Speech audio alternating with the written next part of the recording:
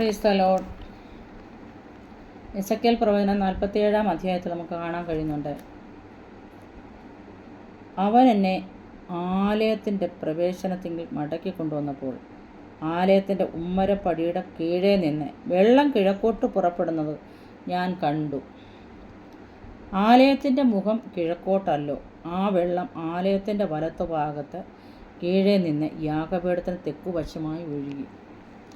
ജീവനില്ലാത്ത അസ്ഥികളോട് പ്രവചിക്കുവാൻ എസെക്കിയേലിനോട് കർത്താവ് പറഞ്ഞപ്പോൾ ജീവൻ പ്രാപിച്ചതായ ആ വ്യക്തി ജീവിതത്തോടുള്ള ദൂതാണിത്. അടമന കടകൽ പ്രൗഢലാദി കക്ഷക്കടകല സന്തർക്കടകലാദി.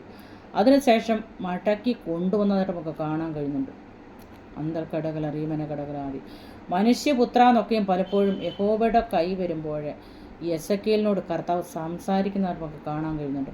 അതുമാത്രമല്ല, യഹോവയുടെ കൈ എപ്പോഴും എസെക്കിയേലിൻ്റെ കൂടെ ഉണ്ടായിരുന്നു. ദൈവത്തിൻ്റെ സാന്നിധ്യം അനുഭവിക്കുന്ന ദൈവ